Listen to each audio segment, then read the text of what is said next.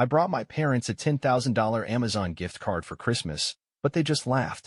Is this really the best you can do? I smiled and immediately cut off all their services, electricity, water, internet, and mobile network. Within an hour, 45 missed calls.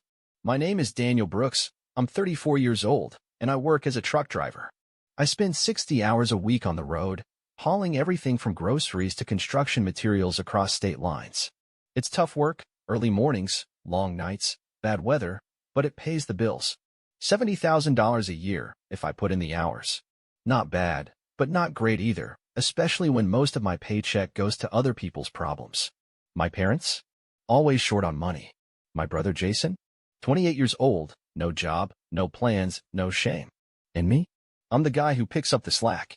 Or at least, I was. Christmas morning. I walked into my parents' house, shaking the snow off my boots. The place smelled like cinnamon and cheap coffee. The Christmas tree stood in the corner, wrapped in old tinsel and broken lights. Beneath it, piles of gifts. I already knew who they were for. Jason was on the couch, half asleep, hoodie up, controller in hand. Mom was stirring something on the stove. Dad sat at the table, flipping through a stack of bills, grumbling under his breath. I took a deep breath, pulled out the small envelope from my jacket, and set it down in front of them. "Merry Christmas," I said. Mom wiped her hands on her apron and picked it up. She slid the $10,000 Amazon gift card out and squinted at it like it was written in a foreign language. Dad leaned over to look. Silence. Then, they laughed. Not the happy kind.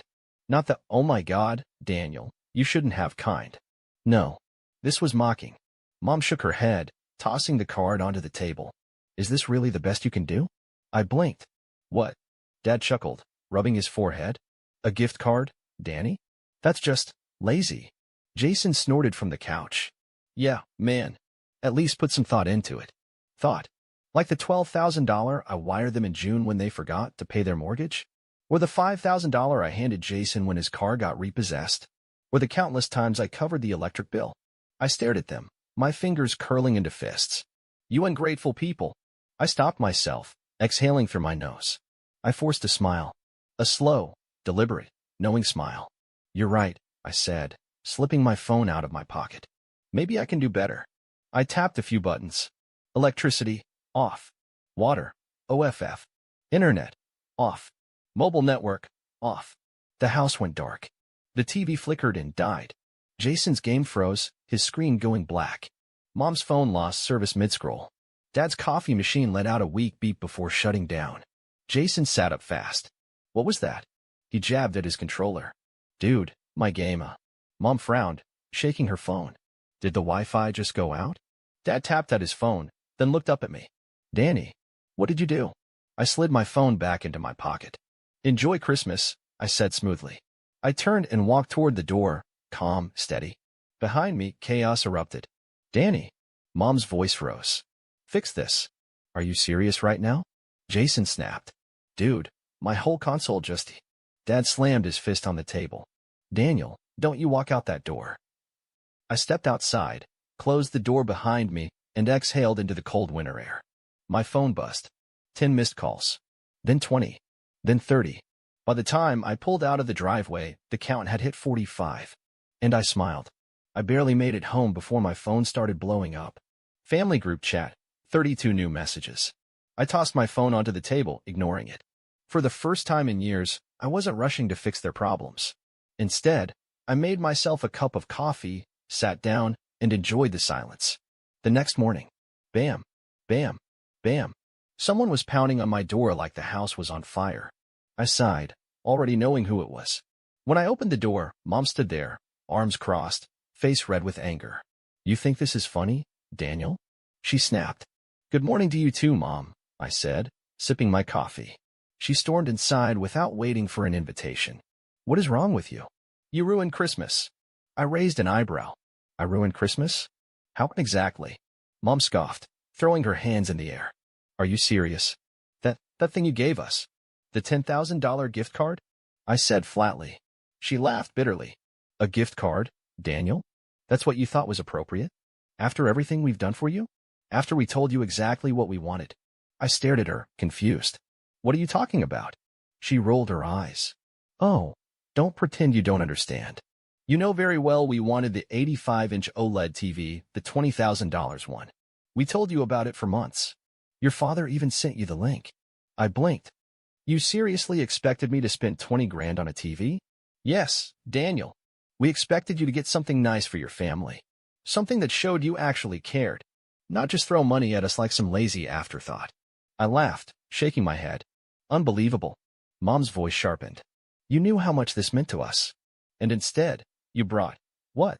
A piece of plastic and said, here, figure it out yourself.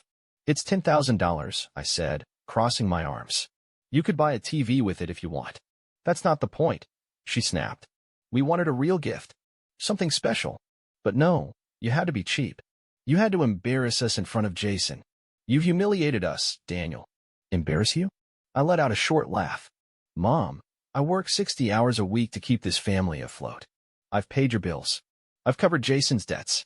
I've handed over thousands without question. And you're standing here, calling me cheap. Her jaw clenched. You're making this about money. It's about respect.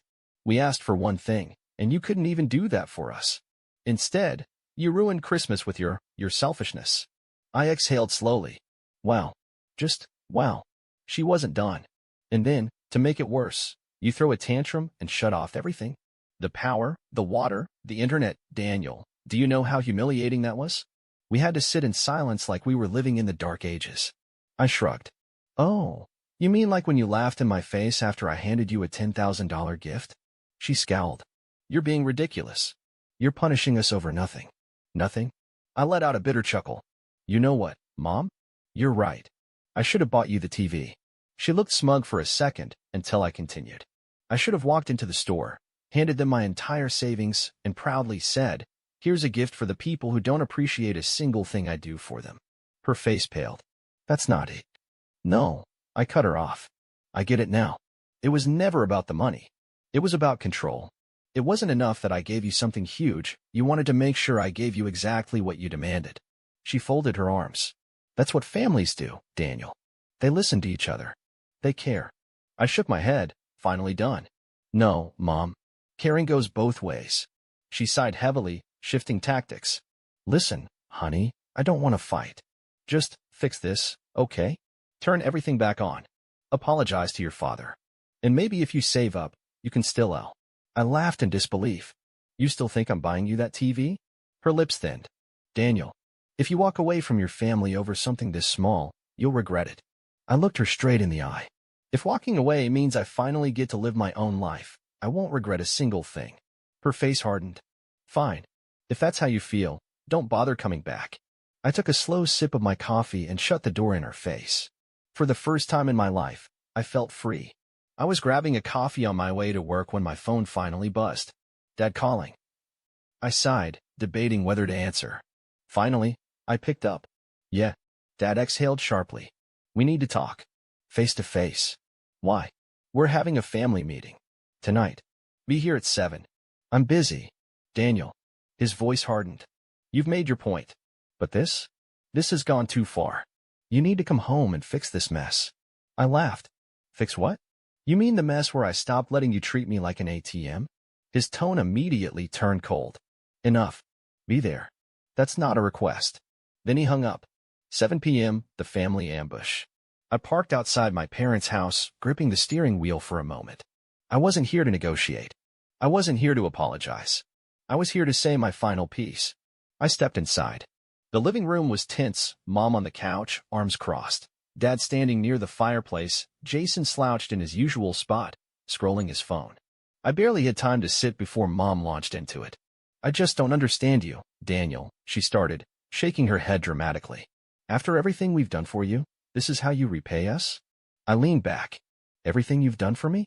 What exactly is that? She gasped, clutching her chest like I just stabbed her. Dad stepped in, his voice sharp. Don't disrespect your mother. She raised you. She raised Jason, too. But I don't see him being forced to pay your bills. Jason snorted without looking up from his phone. That's 'cause I'm not naive enough to fall for it. My hands clenched into fists. Of course. He knew exactly what he was doing all these years, and he milked it for everything it was worth. Mom ignored Jason's comment and focused back on me. You used to be such a good son, Daniel, she said, shaking her head. You always took care of us. And now? You've turned into someone selfish. Dad nodded in agreement. Your mother's right. Family sticks together. That's how it works. I laughed bitterly. Oh, now we're talking about how families work? Where was all this family unity when I was the only one paying for everything? Mom exhaled dramatically. No one forced you, Daniel. That made me snap. No, Mom. You didn't force me. You just manipulated me. Every time you called crying about overdue bills, every time you played the "we gave you life" card, every time you guilt-tripped me into bailing you out, you didn't have to force me. You just knew I'd be too good of a son to say no. The room fell dead silent. Dad cleared his throat. Look, let's stop pointing fingers. We just need to find a way to move forward. I exhaled slowly. I agree. Mom perked up, thinking she'd won. Finally, you're being reasonable. I shook my head. I'm done. Her smile vanished. What? I'm done, I repeated. I'm done paying your bills. I'm done supporting Jason. I'm done being your personal cash machine. From now on, you all figure it out without me. Jason laughed. Yeah, okay. Let's see how long that lasts. Mom's face twisted with panic. Daniel, don't be rash. I stood up. No. You made this decision when you laughed in my face on Christmas morning. Dad's voice turned cold. You walk out that door, Daniel, and don't bother coming back. I turned to him. You know what, Dad? I hope you enjoy that empty house. Then I walked out. And this time, I wasn't looking back. I expected silence. I thought after that final blow-up, they'd cut me off completely. I was wrong. The real fallout didn't come immediately. It came in waves. 1 week later, I was finishing up a delivery when my phone buzzed. Mom calling. I ignored it. Voicemail, one new message. I sighed, rolling my eyes, and hit play. Daniel, honey, I know you're upset, but this has gone on long enough. We're family, and right now, we're struggling. Your father and I had to take out a loan just to cover last month's bills. Do you know how humiliating that is? You're really gonna let your own parents suffer like this? Call me back. Please. I deleted it. Because here's the truth. They weren't struggling. They were adjusting. For the first time in years, they were forced to live within their means, which, apparently, was a fate worse than death. And Jason? I hadn't heard from him at all, which was suspicious, because Jason never stayed quiet unless he was up to something. 2 weeks later, I was at the grocery store, stocking up for the week, when I heard a voice behind me. Well, look who it is. I turned to see Jason, standing there with a smug grin, a case of beer in his hand. Didn't think I'd run into you, big bro, he said, leaning against the shelf like he had all the time in the world. I grabbed a loaf of bread and turned back toward my cart. Not in the mood, Jason. Ah, come on, he teased. You're not still mad about Christmas, are you? I didn't respond. Because what was there to say? Jason sighed dramatically. Look, man, I get it. You wanted to prove a point. But it's been, what, 2 weeks? We both know you're gonna cave eventually. You always do. I laughed. Because, for the first time in my life, I knew he was wrong. I turned to him, shaking my head. Not this time. Jason snorted. Yeah, okay. Let's see how tough you are when Mom and Dad lose the house. I stopped cold. What are you talking about? His grin widened. Oh, you didn't hear? They're really behind on payments now. Dad said if something doesn't change soon, they might have to sell. Mom's been crying about it all week. I should have felt bad, but I didn't. I felt angry. Not because they were in trouble, because I knew they were lying. Mom had used this trick before. Flashback, last year. Daniel, I hate to ask, but the mortgage is past due again. We could lose the house, just until we get back on our feet. I sent the money. Then, 2 weeks later, I found out Mom had bought Jason a new gaming setup. Flashback, 3 years ago. Daniel, please, we're desperate. Just this once, help us out. I sent the money. A month later, they took a trip to Vegas. I clenched my jaw. You really think I'm falling for that again? I asked. Jason shrugged.